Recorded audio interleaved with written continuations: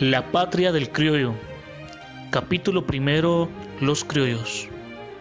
Infancia y toma de conciencia.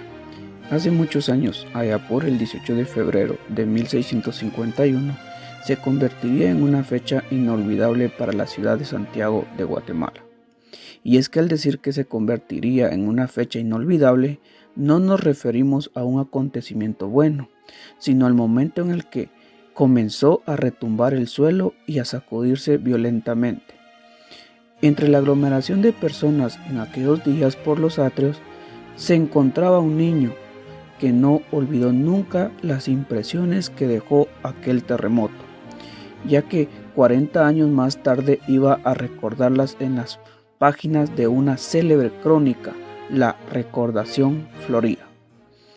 Por lo demás, los indios, si bien es cierto que había que tenerlos a raya y patentizarles en todo momento su subordinación, consejo cotidiano de padres y abuelos, de ese hecho es que resulta tan difícil comprender el desprecio de los mayores recomendaban para con estos seres descalzos y raídos, que vaya que si olían a sudor. Por ejemplo, si él hacía un ademán de quererse chancear a algún chicuelo acompañante de los indios, en aquel acto se veía ácido por la mano enérgica de la abuela, quien lo apartaba con un susurro insistente y enfático: aparte somos nosotros y aparte los naturales. Herencia de poder. Uno de los primeros inmigrantes españoles que fue descendiente de los conquistadores fue Francisco Antonio de Fuentes y Guzmán, quien a la edad de 18 años ocupó el puesto de regidor. Esto fue durante 38 años. Por otra parte, también disfrutó de las alcaldías mayores de Totonicapán y Sonsonate. Francisco de Fuentes no solo era descendiente de los conquistadores, sino también era heredero de la conquista. Herencia de sangre y herencia de poder no era una misma cosa. Esto quiere decir que el grupo había recibido de sus antepasados, por un lado, herencia biológica constituida por ciertas características raciales, y por otro lado, una herencia económica y política en términos de propiedad y autoridad. El prejuicio de la superioridad. Se daba por supuesto que el origen español acarreaba superioridad frente a los sectores indígenas y mestizos, en que radicaba o de donde provenía. Entonces, la efectiva superioridad de los blancos sobre los indios y los mestizos en el contexto de la sociedad colonial. La superioridad de los conquistadores.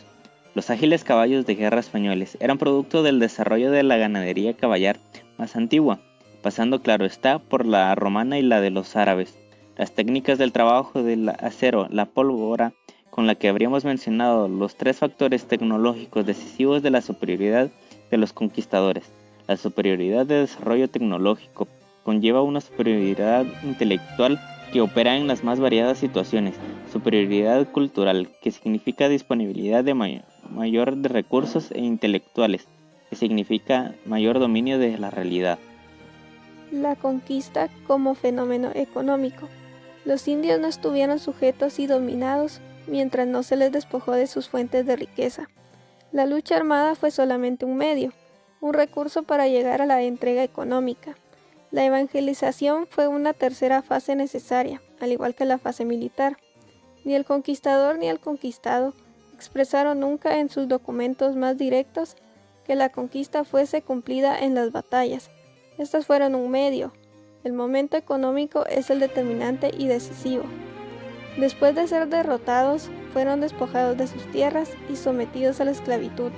El factor determinante de la efectiva superioridad que tenían sobre el indio no era la ascendencia española en términos de sangre y raza, sino la herencia de la conquista en términos de riqueza y poderío. Clase dominante a medias. Los criollos no tenían en sus manos el poder de la provincia, tampoco poseían todas las fuentes de riqueza, ni controlaban a los indígenas en forma absoluta. Esto no ocurrió sino mucho tiempo después de la independencia, que fue la toma del poder por ellos. Aquella clase compartía el poder económico y político.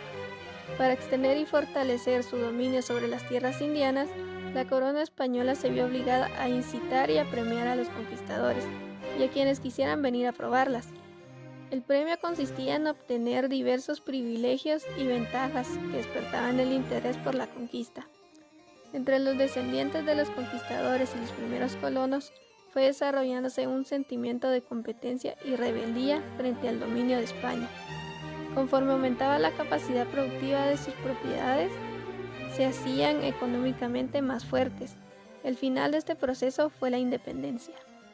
Motivaciones de la recordación florida. La primera fue en obediencia a unas reales células en las que los reyes pedían informes y relatos sobre la realidad geográfica y política de la provincia. Así nacieron las Crónicas de India. Hacia 1675 llegó a Guatemala la edición española de la Historia Verdadera, de Bernal Díaz del Castillo Fuentes. Él había leído desde su juventud dicho manuscrito y presenta como una de las motivaciones de su propia obra. La recordación no fue escrita en obediencia a unas viejas células, tampoco para rectificar las alteraciones de la primera edición de Bernal Díaz. La tercera gran razón de su trabajo ha sido el amor a la patria que me arrebata. Patria, cuando aún faltaba mucho más de un siglo para la independencia. Defensa del patrimonio y nacimiento de la patria. La crónica entonces es en sí completa, una exaltación, un canto y una defensa del reino de Guatemala, no del reino como un trozo del imperio español. La idea de una nueva patria que estaba naciendo en Guatemala en el siglo XVII y que se encontrase presente en el fondo de los arrebatos y alegatos de la recordación florida, es la patria del criollo.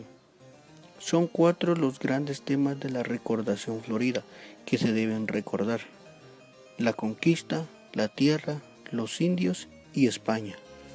Su mundo le era querido porque era suyo, y más hondamente querido porque no era totalmente suyo. El indio había sido desplazado y el español venía a ver a quién desplazaba.